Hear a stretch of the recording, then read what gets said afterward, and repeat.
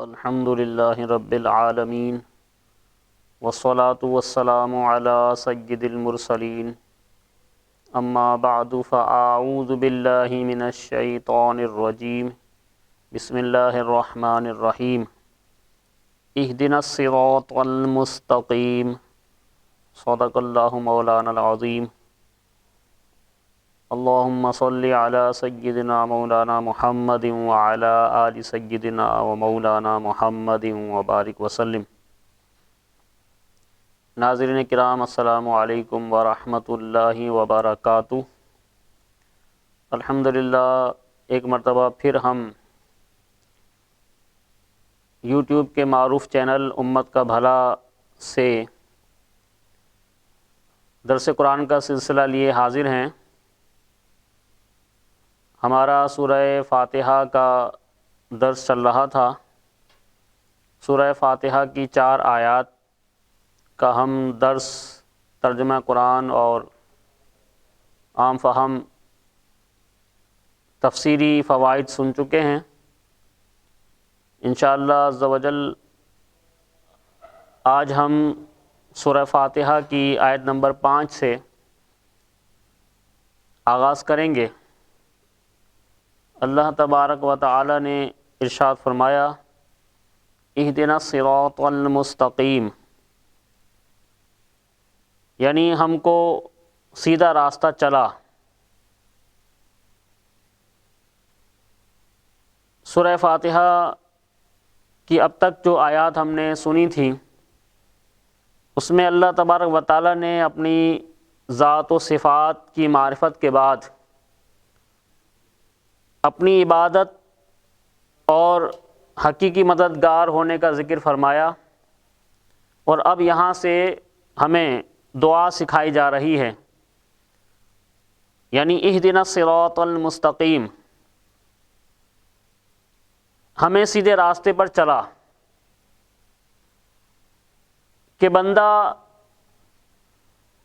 اللہ تبارک و تعالی سے یوں عرض کرے اے اللہ عز و جل تو نے اپنی توفیق سے ہمیں سیدھا راستہ دکھا دیا، اب ہماری اس راستے کی طرف ہدایت میں اضافہ فرما اور ہمیں اس پر ثابت قدم رکھ۔ صراط مستقیم سے کیا مراد ہے؟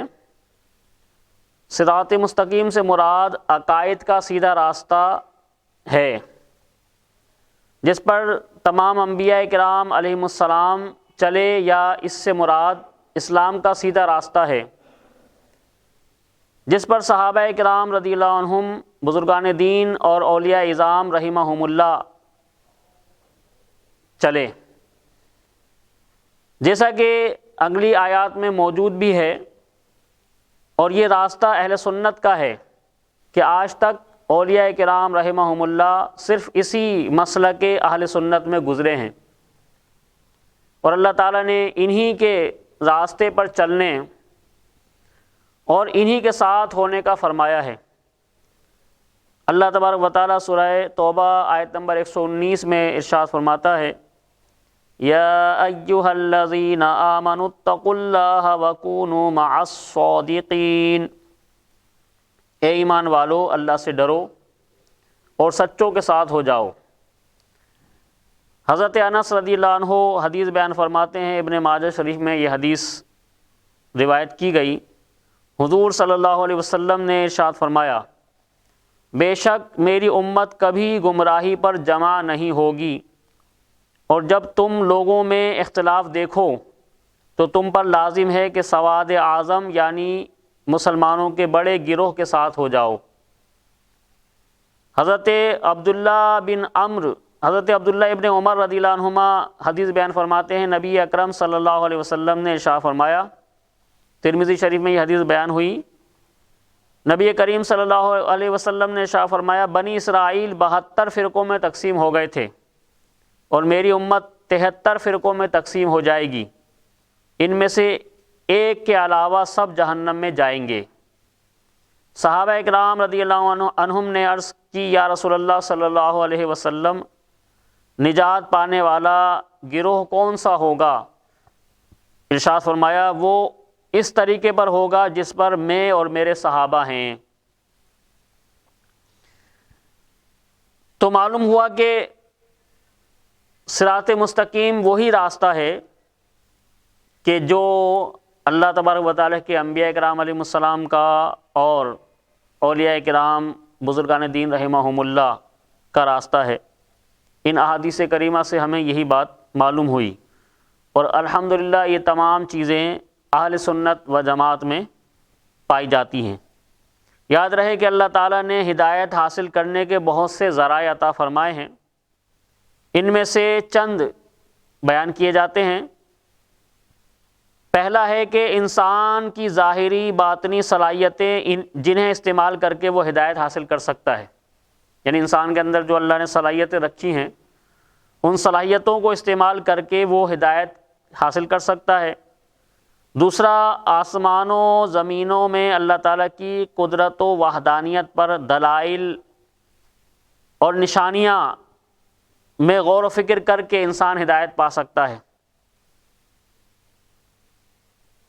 اللہ تعالیٰ کی نازل کردہ کتابیں، ان میں سے تورات، انجیل اور زبور قرآن پاک نازل ہونے سے پہلے لوگوں کے لیے ہدایت کا باعث تھیں، اور اب قرآن مجید لوگوں کے لیے ہدایت حاصل کرنے کا ذریعہ ہے۔ چوتھا ہے اللہ تعالیٰ کے بھیجے ہوئے خاص بندے انبیاء اکرام علیہم السلام اور مرسلین علیہم السلام یہ اپنی اپنی قوموں کے لیے ہدایت حاصل کرنے کا ذریعہ تھے، اور ہمارے نبی حضور صلی اللہ علیہ وسلم قیامت تک آنے والے تمام لوگوں کے لیے ہدایت کا ذریعہ ہیں۔ اس آیت سے اہدنا الصراط المستقیم، اس آیت سے تین باتیں معلوم ہوئیں۔ پہلی یہ کہ ہر مسلمان کو اللہ تعالیٰ سے سیدھے راستے پر ثابت قدمی کی دعا مانگنی چاہیے، کیونکہ سیدھا راستہ منزل مقصود تک پہنچا دیتا ہے اور ٹیڑھا راستہ مقصود تک نہیں پہنچاتا۔ اللہ تعالیٰ ارشاد فرماتا ہے، عقل والے اس طرح دعا مانگتے ہیں، ربنا لا تزغ قلوبنا بعد اذ ہدیتنا وہب لنا من لدنک رحمہ انک انت الوہاب۔ اے ہمارے رب، تو نے ہمیں ہدایت عطا فرمائی، اس کے بعد ہمارے دلوں کو ٹیڑھا نہ کر، اور ہمیں اپنے پاس سے رحمت عطا فرما، بے شک تو بڑا عطا فرمانے والا ہے۔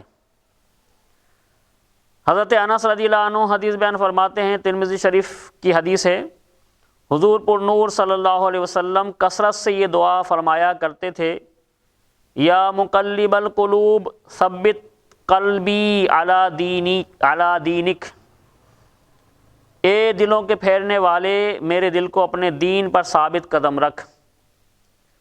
تو میں نے عرض کی، یا رسول اللہ صلی اللہ علیہ وسلم، ہم آپ پر اور جو کچھ آپ لائے ہیں اس پر ایمان رکھتے ہیں، تو کیا آپ کو ہمارے بارے میں کوئی خوف ہے؟ حضور اقدس صلی اللہ علیہ وسلم نے ارشاد فرمایا، ہاں، بے شک اللہ تعالیٰ کی شان کے لائق اس کی انگلیوں میں سے دو انگلیوں کے درمیان ہیں، وہ جیسے چاہتا ہے انہیں پھیر دیتا ہے۔ دوسری بات یہ معلوم ہوئی کہ عبادت کرنے کے بعد بندے کو دعا میں مشغول ہونا چاہیے۔ تیسرا، اس آیت کریمہ سے یہ بات ہمیں معلوم ہوئی کہ صرف اپنے لیے دعا مانگنی چاہیے، اپنے لیے نہیں دعا مانگنی چاہیے بلکہ سب مسلمانوں کے لیے دعا مانگنی چاہیے، کہ اس طرح دعا زیادہ قبول ہوتی ہے۔ اللہ تبارک و تعالی سورہ فاتحہ کی آیت نمبر 7 میں ارشاد فرماتا ہے، صراط الذین انعمت علیہم غیر المغضوب علیہم ولا الضالین، یعنی ان لوگوں کا راستہ جن پر تو نے احسان کیا، نہ کہ ان کا راستہ جن پر غضب ہوا، اور نہ بہکے ہوئوں کا۔ صراط الذین انعمت علیہم، ان لوگوں کا راستہ جن پر تو نے احسان کیا۔ یہ جملہ اس سے پہلی آیت کی تفسیر ہے، یعنی پہلے آیت میں ہم نے صراط مستقیم پہ چلنے کی دعا کی تھی، اس آیت میں سیدھے راستے کو بیان کیا گیا، صراط مستقیم کو، کہ ان لوگوں کا راستہ جن پر تو نے احسان کیا۔ صراط مستقیم سے مراد ان لوگوں کا راستہ ہے جن پر اللہ تعالیٰ نے احسان و انعام فرمایا، اور جن لوگوں پر اللہ تعالیٰ نے اپنا فضل و احسان فرمایا ہے، ان کے بارے میں سورہ نساء میں ارشاد فرمایا وَمَن يُطِعِ اللَّهَ وَالرَّسُولَ فَأُولَٰئِكَ مَعَ الَّذِينَ أَنْعَمَ اللَّهُ عَلَيْهِم